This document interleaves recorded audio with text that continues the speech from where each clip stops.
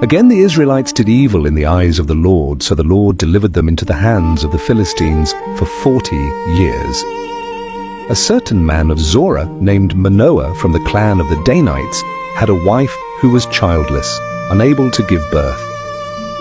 The angel of the Lord appeared to her and said, "You are barren and childless, but you are going to become pregnant and give birth to a son. Now see to it that you drink no wine or other fermented drink, and that you do not eat anything unclean. You will conceive and give birth to a son. He is to be set apart from God from birth. No wine, no unclean food, and no razor must touch his head. He will begin to deliver Israel from the hand of the Philistines." Then Manoah took a young goat, together with the grain offering, and sacrificed it on a rock to the Lord. And the Lord did an amazing thing while Manoah and his wife watched. As the flame blazed up from the altar toward heaven, the angel of the Lord ascended in the flame. Seeing this, Manoah and his wife fell with their faces to the ground. The woman gave birth to a boy and named him Samson. He grew, and the Lord blessed him, and the Spirit of the Lord began to stir him while he was in Mahaneh-dan, between Zorah and Eshtaol. One day Samson went down to Timnah, and there he saw a young Philistine woman. When he returned home, he said to his father and mother, "I have seen a Philistine woman in Timnah. Now get her for me as my wife." But his father and mother replied, "Is there not an acceptable woman among your relatives or among all our people? Must you go to the uncircumcised Philistines to take a wife?" Yet Samson said to his father, "Get her for me. She is the right one in my eyes." His parents did not know that this was from the Lord, for the Lord was seeking an opportunity to confront the Philistines, for at that time they ruled over Israel. So Samson went down to Timnah together with his father and mother. As they approached the vineyards of Timnah, suddenly a young lion came roaring toward him. The Spirit of the Lord came powerfully upon him, so that he tore the lion apart with his bare hands, as he might have torn a young goat. But he told neither his father nor his mother what he had done. Then he went down and talked with the woman, and he liked her. Some time later, as he returned to marry her, he turned aside to see the lion's carcass, and in it was a swarm of bees and some honey. He scooped the honey with his hands, eating as he went. When he came to his parents, he gave some to them, and they ate also, but he did not tell them that the honey had come from the carcass of a lion. His father went down to see the woman, and Samson prepared a feast there, as was customary for young men.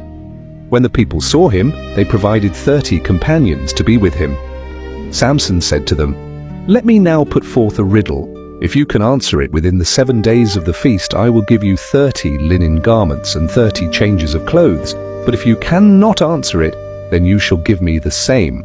They said, "Tell us your riddle." And he said, "Out of the eater came something to eat. Out of the strong came something sweet." For 3 days they could not solve the riddle. On the 4th day they said to Samson's wife, "Entice your husband to explain the riddle to us, or we will burn you and your father's household." She wept before him, saying, "You hate me. You do not truly love me. You have given my people a riddle, but not told me the answer." He said, "I have not even told my father or mother. Why should I tell you?" She wept the 7 days of the feast, and on the 7th day he told her, because she pressed him so. She told the riddle to her people. Before sunset on the 7th day, the men of the city said to him, "What is sweeter than honey? What is stronger than a lion?" And he said to them, "If you had not plowed with my heifer, you would not have solved my riddle." The Spirit of the Lord came mightily upon him, and he went down to Ashkelon, struck down 30 men, took their garments, and gave them to those who explained the riddle. Burning with anger, he returned to his father's house, and Samson's wife was given to one of his companions. Later, at the time of wheat harvest, Samson went to visit his wife, taking a young goat. But her father said, "I thought you hated her, so I gave her to your companion. Is not her younger sister more beautiful? Take her instead." Samson replied, "This time I will be blameless when I harm the Philistines." So he caught 300 foxes, tied them tail to tail in pairs, fastened a torch to each pair, lit the torches, and released them into the standing grain of the Philistines. He burned up their shocks, standing grain, vineyards, and olive groves. The Philistines asked, "Who did this?" They were told, "Samson, because his wife was given to his companion." So they went and burned her and her father to death. Samson said once to, "Since you have acted like this, I will not stop until I have my revenge." He attacked them viciously and slaughtered many. Then he went down to live in the cave in the rock of Etam. The Philistines came up and camped in Judah. 3,000 men of Judah went to the cave and said, "Do you not know the Philistines rule over us? What have you done?" Samson answered, "I only did to them what they did to me." They said, "We have come to bind you and hand you over." He said, "Swear to me you will not kill me yourselves." They agreed, bound him with 2 new ropes, and led him up from the rock. As he approached Lehi, the Philistines came shouting toward him. The Spirit of the Lord came powerfully upon him. The ropes became like burned flax, and his bonds dropped from his hands. Finding the fresh jawbone of a donkey, he struck down 1,000 men. Because he was very thirsty, he cried out to the Lord, "You have given your servant this great victory. Must I now die of thirst and fall into the hands of the uncircumcised?" God opened a hollow place in Lehi, and water came out. When he drank, his strength returned. Samson judged Israel for 20 years. One day, Samson went to Gaza, where he saw a prostitute. He went in to spend the night with her. The people of Gaza were told, "Samson is here." So they surrounded the place and lay in wait for him all night at the city gate. They made no move during the night, saying, "At dawn we'll kill him." But Samson lay there only until the middle of the night. Then he got up and took hold of the doors of the city gate, together with the 2 posts, and tore them loose, bar and all. He lifted them to his shoulders and carried them to the top of the hill that faces Hebron. Some time later, he fell in love with a woman in the valley of Sorek, whose name was Delilah. The rulers of the Philistines went to her and said, "See if you can lure him into showing you the secret of his great strength, and how we can overpower him, so we may tie him up and subdue him. Each one of us will give you 1,100 shekels of silver." So Delilah said to Samson, "Tell me the secret of your great strength and how you can be tied up and subdued." Samson answered her, "If anyone ties me with 7 fresh bowstrings that have not been dried, I'll become as weak as any other man." Then the rulers of the Philistines brought her 7 fresh bowstrings that had not been dried, and she tied him with them. With men hidden in the room, she called to him, "Samson, the Philistines are upon you." But he snapped the bowstrings as easily as a piece of string snaps when it comes close to a flame. So the secret of his strength was not discovered. Then Delilah said to Samson, "You have made a fool of me. You lied to me. Come now, tell me how you can be tied."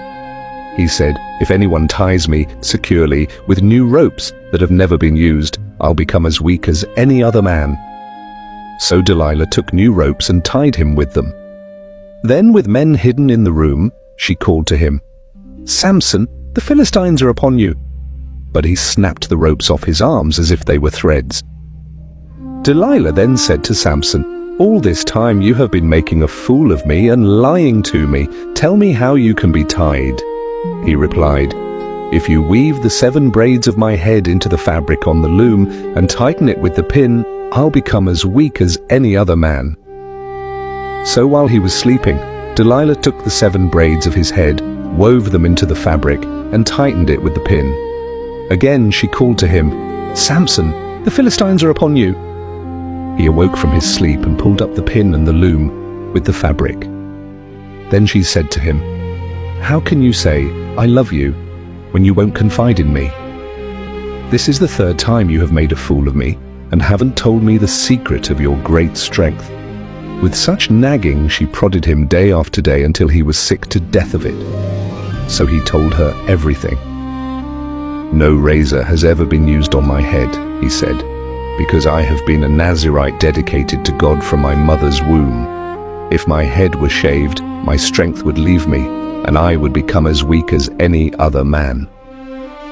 When Delilah saw that he had told her everything, she sent word to the rulers of the Philistines, "Come back once more, he has told me everything." So the rulers of the Philistines returned with the silver in their hands. After putting him to sleep on her lap, she called for someone to shave off the 7 braids of his hair, and so began to subdue him. And his strength left him. Then she called, "Samson, the Philistines are upon you." He awoke from his sleep and thought, "I'll go out as before and shake myself free." But he did not know that the Lord had left him. Then the Philistines seized him, gouged out his eyes, and took him down to Gaza. Binding him with bronze shackles, they set him to grinding grain in the prison. But the hair on his head began to grow again after it had been shaved. Now the rulers of the Philistines assembled to offer a great sacrifice to Dagon their god, and to celebrate, saying, "Our God has delivered Samson, our enemy, into our hands." When the people saw him, they praised their God, saying, "Our God has delivered our enemy into our hands, the one who laid waste our land and multiplied our slain." While they were in high spirits, they shouted, "Bring out Samson to entertain us." So they called Samson out of the prison, and he performed for them. When they stood him among the pillars, Samson said to the servant who held his hand, "Put me where I can feel the pillars that support the temple, so that I may lean against them." Now the temple was crowded with men and women. All the rulers of the Philistines were there, and on the roof were about 3,000 men and women watching Samson perform. Then Samson prayed to the Lord, "Sovereign Lord, remember me. Please, God, strengthen me just once more, and let me with one blow get revenge on the Philistines for my 2 eyes." Then Samson reached toward the 2 central pillars on which the temple stood. Bracing himself against them, his right hand on the one and his left hand on the other, Samson said, "Let me die with the Philistines." Then he pushed with all his might, and down came the temple on the rulers and all the people in it. Thus he killed many more when he died than while he lived. Then his brothers and his father's whole family went down to get him. They brought him back and buried him between Zorah and Eshtaol, in the tomb of Manoah his father. He had led Israel 20 years. The story of Samson is not just about great strength or mighty victories. It is a reminder that every gift we have comes from God and must be used for His purpose, not our own desires. Samson's life teaches us that disobedience and pride can lead to our downfall, but it also shows us that when we turn back to God, He can still use us to fulfill His plans. No matter how far we've strayed, God's mercy can give us one last chance to make things right. Let us live every day with humility, obedience, and faithfulness, knowing that our true strength comes not from ourselves, but from the Lord.